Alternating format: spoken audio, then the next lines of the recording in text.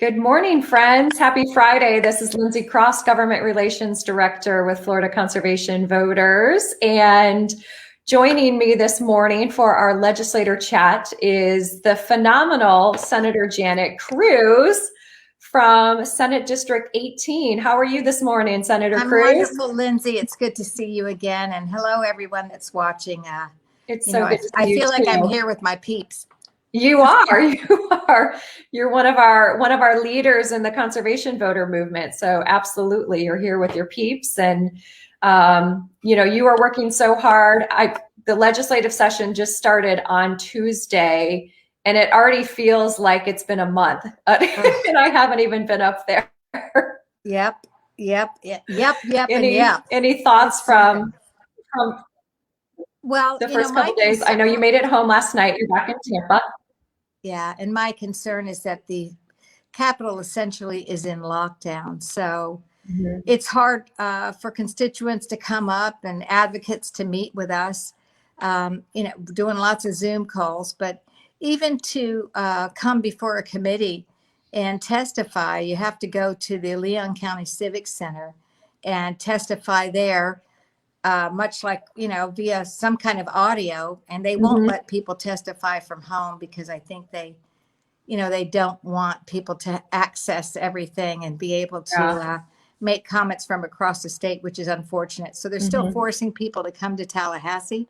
They just won't let them in the Capitol. So stay vigilant, guys. Stay vigilant. What can I tell you? We will. So I've seen some good examples during COVID of ways to enhance public participation in meetings, and there's also some examples of what not to do. And I saw a picture from the Civic Center and everyone in their socially distanced chairs. And my comment was, that looks like the saddest conference ever. It is. And it's just, there's confusion because people will they'll fill out a speaker card and then they have to run it back over to the committee in the Capitol. So it's not very efficient, but it's for the safety of the senators. Their concern is that we have, some kind of mass outbreak among the senators, and then we won't be able to fulfill our obligations of the Senate, which are really our only mandate is in the 60 days that we're there is that we pass a balanced budget. But we need to pass a budget. So they're really worried about a bunch of electeds getting sick and not being able to have quorums and not being able to pass the budget. So it's with good cause. It's just frustrating and very different. Certainly.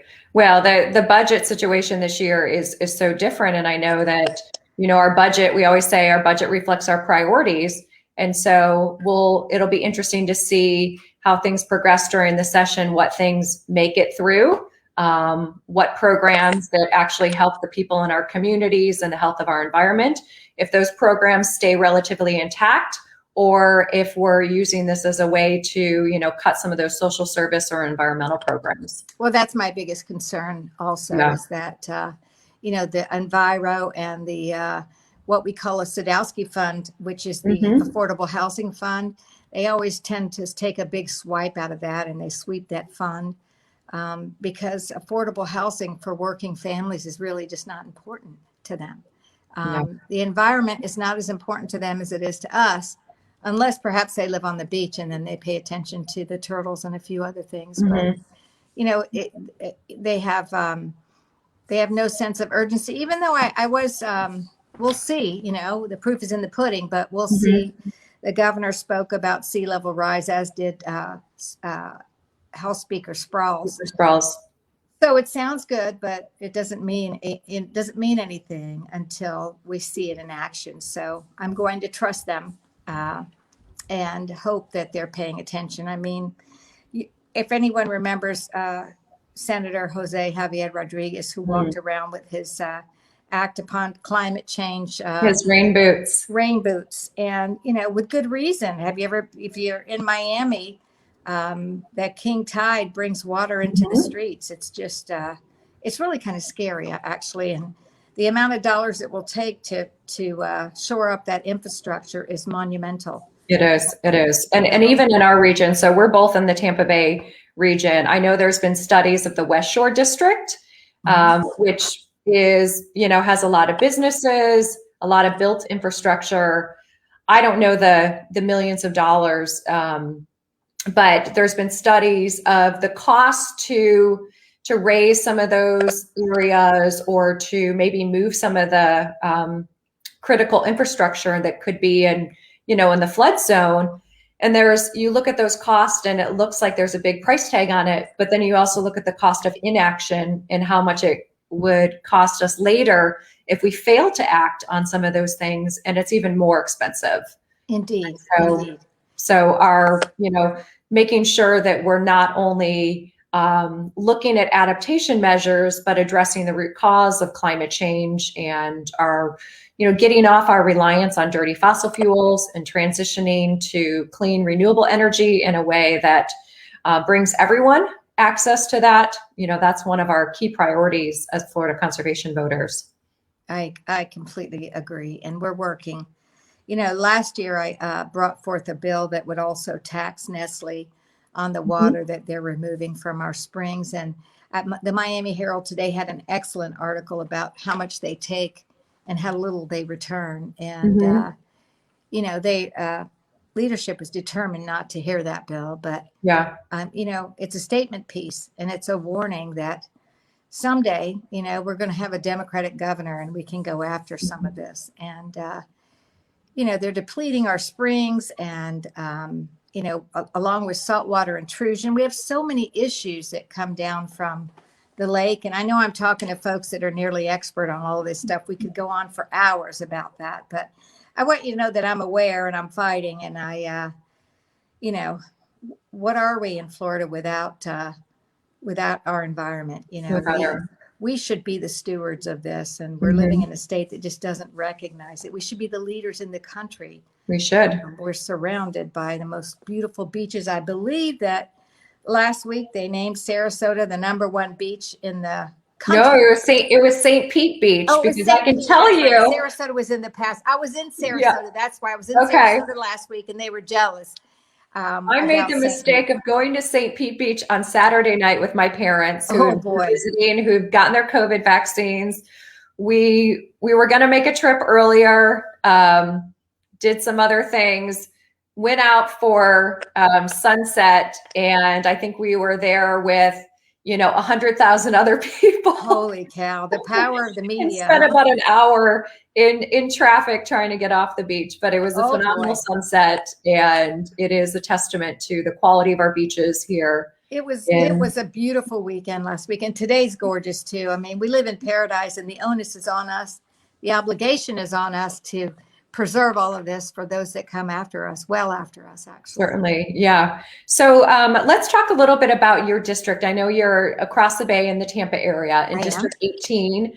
What are some things that are unique about your district, and some of the concerns of your constituents? Well, I think that the most unique piece of my district is that my district starts with MacDill Air Force Base. So I have the base as my district, and that's always very exciting. And so I start at MacDill Air Force Base, and I go all the way to Odessa.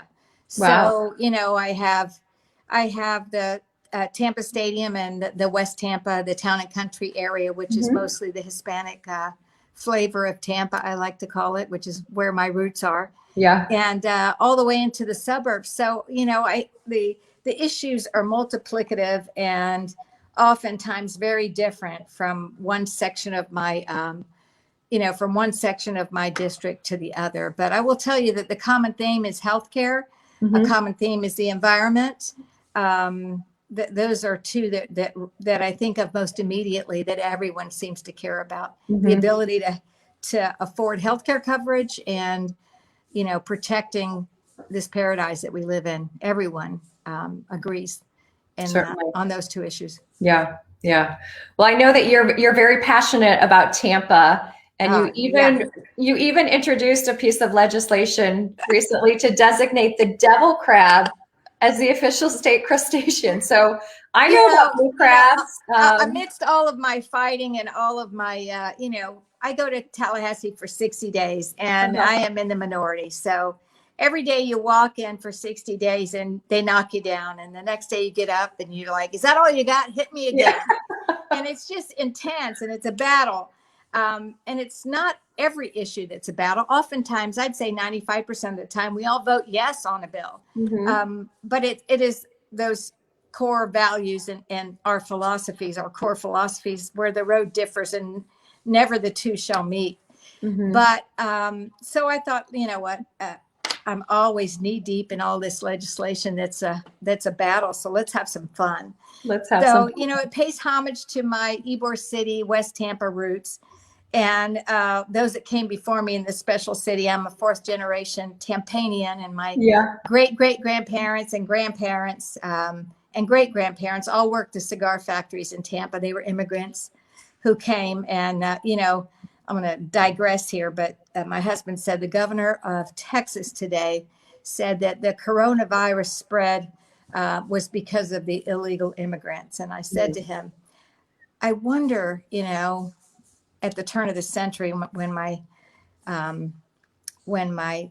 great grandparents came, I wonder if they faced the same kind of prejudice. It's very sad to see them do that. And it made me think about the violence toward the immigrants there in Texas after your own governor makes comments like that. But I'm sorry. So the devil crab, and you know, it's pretty unique to our area. So we take it for granted as if everyone knows the devil crab across the country, but they really don't. They have Maryland crab cakes, or you know, they have crab cakes, but no one has a real devil crab, which is, in my opinion, a handheld delicacy. And it was really made famous in 1920 during the cigar factory strike. They were on strike for almost 8 months, the workers.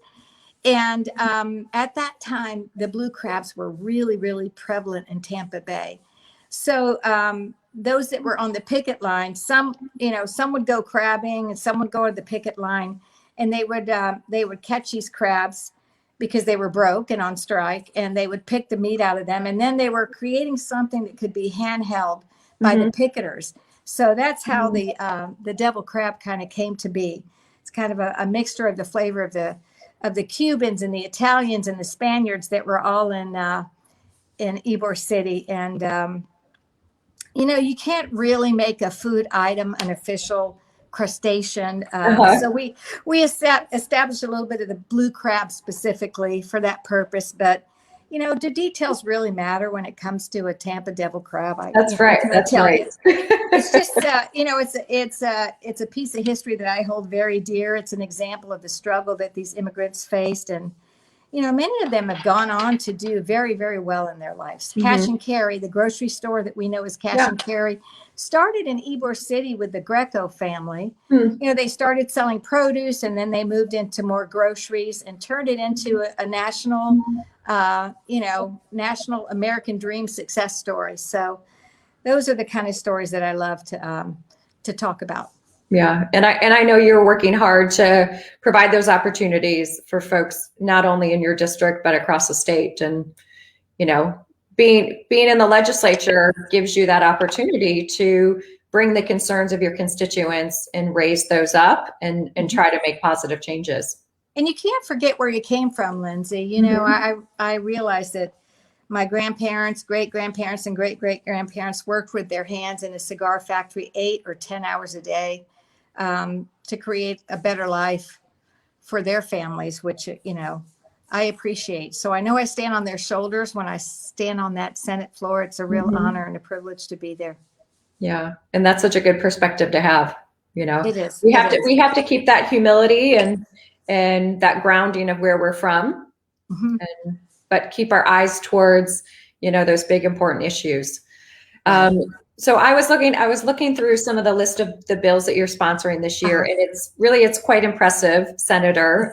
You've been a champion for women, for education, for healthcare, so many community issues.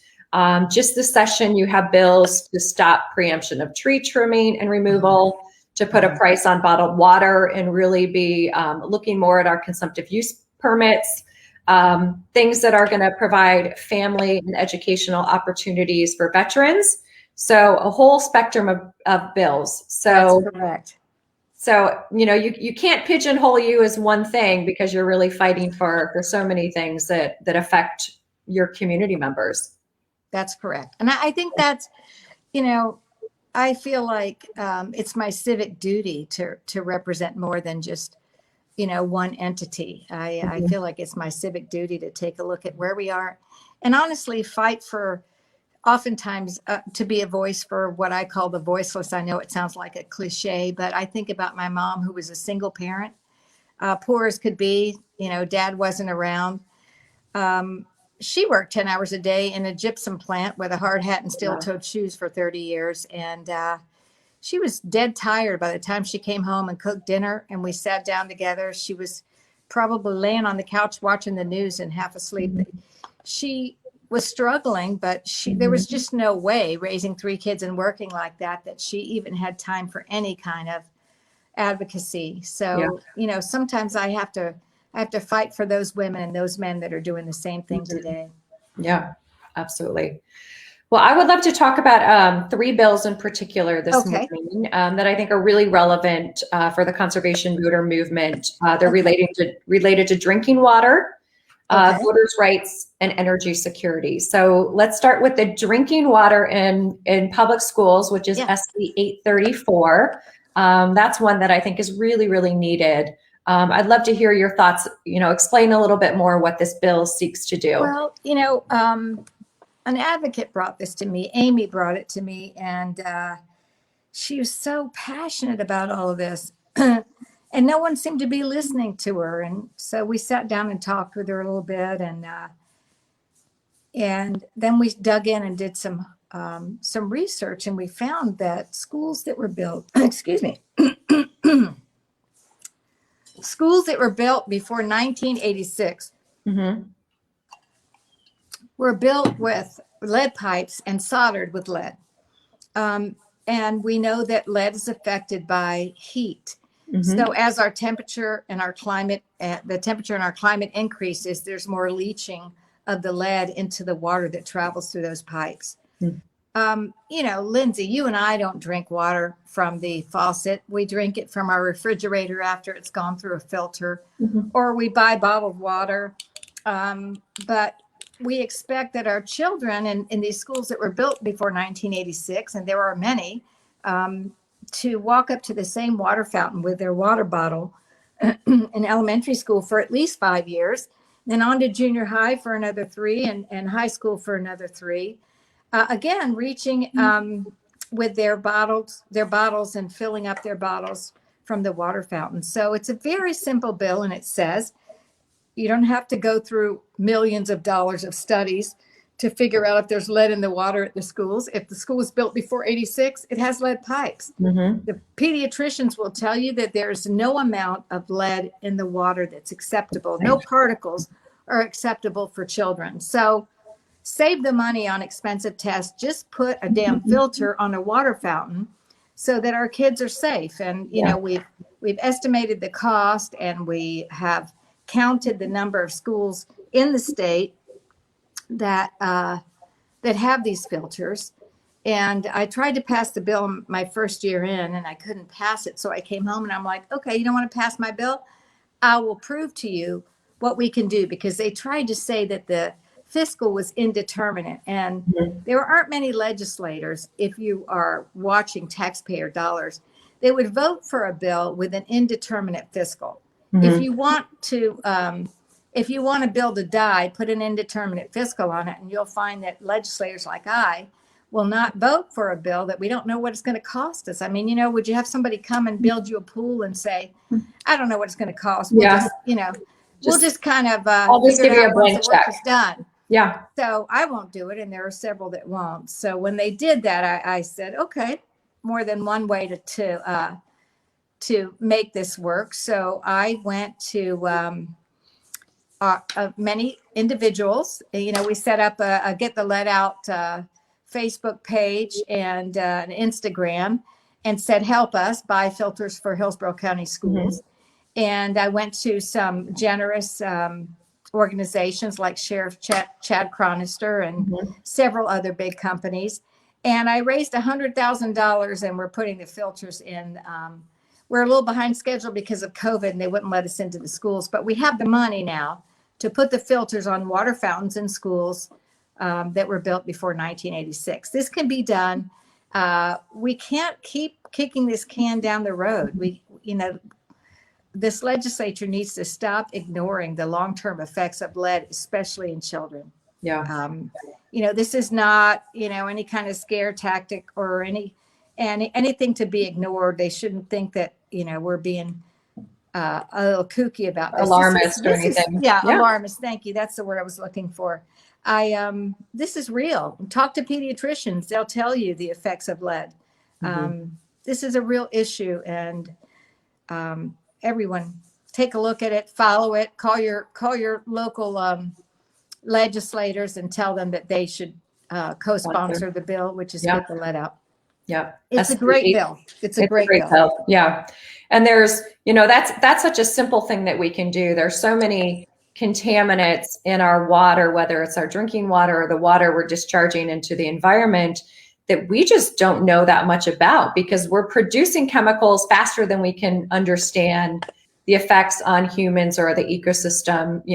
Categories of things called PFAS, which is, and fire retardants, and you have nonstick cookware. You can rub off of that, or waterproofing in clothing. We know there's, neurological disorders that it can cause, but there's no standards for that. And so that's just one example of a place where I think the state needs to be doing a better job of setting standards for drinking water, to protect our kids, our elderly, our immunocompromised populations. But your bill is, just such a simple, elegant solution. Straightforward. We begin with the water fountains, then we go to the ice machines, but it's not, it's $40 for the filter and the installation. There's a filter company in Oldsmar, the largest in the world. They export to all over the world. And we met with the owner, and he said, look, I'll do this for this amount of money. And it's $40 for the install of the first filter. They'll install it right into the water fountains, and then $20 a year to replace the filter. So I tell people, does anyone want to sponsor a filter where their children goes to school? Let me know. Yeah. Or their grandchildren. Yeah. We'll take anything. We'll take it all. That's great. Get the lead out. Yeah. Get the lead out. Yeah. So another bill that we're really excited about is kind of looking at the nexus between energy and climate and disaster preparedness. We know that our climate change is only getting worse. We're seeing more dramatic weather events and hurricanes. So you have an energy security and disaster resilience pilot program, which is SB 1360 for the legislative nerds out there, which I think is really exciting, and could provide some relief for our communities and our most vulnerable populations, like people who live in assisted living facilities. I think it makes really good sense to have backup systems in case of emergencies, because we know we will continue to have storms and potentially hurricanes in this area. So I'm maybe getting a little ahead of myself. I'd love for you to explain the bill. I think you're absolutely right. We're facing a reality that our seas are warming, and it creates storms with more force than we've seen before. I mean, we're going to see more hurricanes that are going to ravage our coastlines. So this legislation essentially creates a pilot program for solar energy storage, and it uses specifically, it says that it's specifically, and the specific use is for emergency facilities, like you said, Lindsay, hospitals, airports, wastewater management plants. And the bill is a first of its kind. It's energy security and disaster resilience. And all I'm asking for is a pilot program. I'm not saying that we need to start this immediately across the state. I'm saying let's give it a try and demonstrate the ability of rooftop solar power and energy storage technologies, to meet the dire energy needs of critical disaster resilience. We saw what happened in that nursing home down south when they were lacking air conditioning, and I don't ever want to see that again. That was part of what prompted me to think about alternative solutions so that we never see that again. Facilities that include emergency operation centers, public emergency shelters, hospitals, assisted living facilities, airports, wastewater. We talked about all those. But the aim here is to prove the effectiveness of solar energy storage and distribution. We know, most of us listening today know about that effectiveness, but sometimes we have to prove things to the state. They move like gentle giants, I say. And so, if we can, fix the persistent issue of wastewater flooding and backflows into Tampa Bay, whenever there's a power outage, it would be just so important to all of us. So that is why we're doing what we're doing here. And I believe this is a great beginning. Take baby steps. Just give me one little pilot program that we can show how successful it can be. I mean, let's do it in the town where all of those poor folks died in the nursing home. Take it wherever you want. Just give me a pilot program. No, I think it's a great program. We should be incentivizing more rooftop solar and solar plus storage. What we're seeing is what we're calling just a power grab, that there's, not only in Florida, but states across the nation where utilities and power companies are, they're influencing our lawmakers, and there's bills that will preempt local governments from setting renewable energy goals and really taking those advancements that we need to protect, to stabilize our climate and ensure that we can live in these waterfront communities. We'd like to be here for generations to come. That won't happen unless we take some proactive action.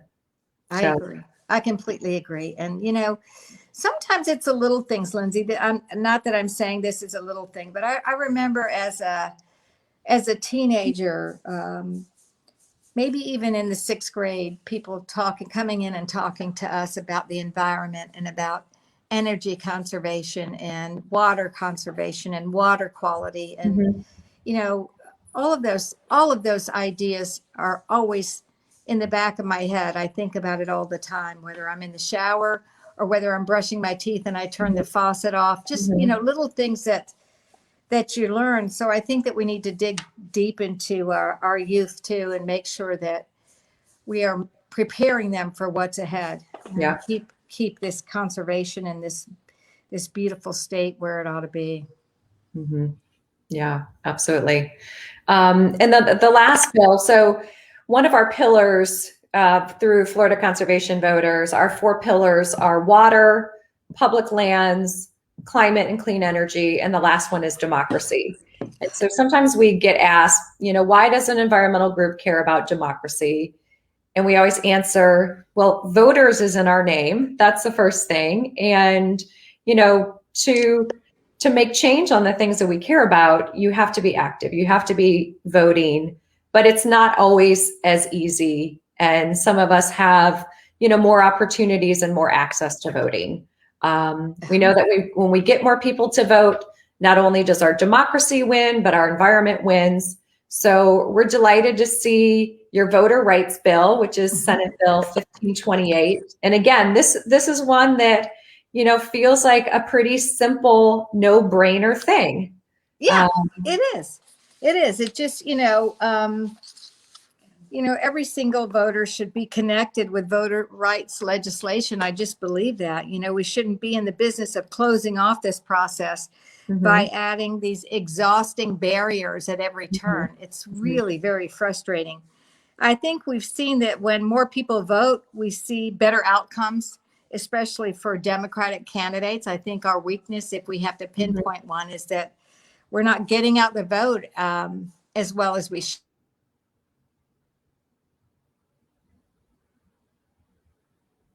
We're losing your sound a little bit, Senator. Here we go. Can you hear me? Okay, we're back. Yeah. Okay, someone's calling this phone. That's the problem. Okay, so when we see this trajectory of independent voters skyrocketing. So the message is clear. They don't want to be associated or affiliated with either party because they're not sure they believe in either direction, nor do they want to be associated with either party. But these folks are being left out of the primary because they're NPAs. So I think we need to address the ability for the NPAs to vote. They should probably be able to go in my opinion, and pick a party and have a ballot, but they shouldn't be alienated from the voting. And watch for, it's very important. Remember that majority rules in this House. So as Democrats, we are in the extreme minority, and we just have to sit there at every committee meeting and every session when we vote on legislation and watch the majority rule, whether we like it or not, whether it's against the environment, whether it's against women's rights, whether it's voter suppression. We sit and watch, and we're in a state that is turning more and more blue than it was purple. So democracy is very important. It's our attempt to fight for what's right. And what we see now is essentially the minority party creating amendments to our Constitution. And we really shouldn't be amending our Constitution, Lindsay, but we have to, because it is the only avenue that we have to get to the voter, because everything is blocked by the majority vote. So, when you see the amendment for Florida Forever, when you see the amendment for medical marijuana, when you see the amendments that are coming through, it's because people are feeling left out of the ability to pass a bill. So we go around the legislature and go to the amendments, and it works. But now the legislation, again, when we talk about democracy, now the party in power continues to pass legislation that makes it harder and harder and harder to get an amendment on the ballot. And so that's their intent, to keep us from going around leadership. And that's their attempt to ignore the will of the voters. I mean, it's really, really very difficult, and it's frustrating, but we continue to fight. People ask me sometimes, how can you do this work in a super minority where you just, don't you feel irrelevant? I said, come on, if I'm not there to kick and scream and elevate issues, what will the press write about? We have to fight. And then I tell people, I love this story. I tell them all the time. I say, look, Notre Dame wasn't, the people that built Notre Dame, when they started building it, they knew they would never live long enough to worship there. But nevertheless, they believed in what they were doing, and they created a solid foundation. So, I may not be in the Senate long enough to appreciate a majority. I'd like to think I am. But I believe in what I'm doing. I'm a true believer in the democratic process, and I'm a believer in my party, and a believer in standing up for folks. So, I'm a true believer. I think we all are. Yeah. Well, I'm going to pause and see if there's any questions that people have that are watching. But when you were talking about, all we can do is sit there and be quiet. And I'm like, I have never known you to be quiet. You're always out there. Cuss a lot, You're speaking up for. Someone sent me a T-shirt that said, "I love Jesus, but I cuss a lot." I do curse a lot. What can I tell you? Probably like a sailor. I've managed to maintain it today, but I've been through so much in my life, Lindsay. I was raised by a single mom. I told you that, very poor. She was a wonderful person she is a wonderful person who did everything that she could. But we had nothing, absolutely nothing. And then at 16, Anna was born. My daughter, Anna, is Mayor Jane Castor's partner. But at 16, she was born. And so there I was trying to figure out what to do and how to support my family. But I've been through so much, Lindsay, that at my age now, I'm not taking anybody's nonsense. I'm just not up for it. I call it like it is. Sometimes the truth hurts. And, this is not a popularity contest. This is about taking care of people. So that's the way I feel. Yep. It's about doing the right thing and standing up for the people of our state. So, Agree. Absolutely agree. Thank you for that. Any other last issues that you want to highlight before we sign off? Let's see. We talked about water. We talked about energy. I think, affordable housing, healthcare, we talked about that, and the fact that the pandemic has exacerbated that. I'm running a really good bill that speaks to the disaster that was the Unemployment Connect website, where millions of Floridians couldn't access benefits, and they're, and they're in the dire straits of unemployment. It was impossible. So I'm running a bill that says if you are one of those companies that provides terrible service for anything that doesn't work, then you go into a suspended vendor list, and you cannot get another contract if you're on that list. And Deloitte was Deloitte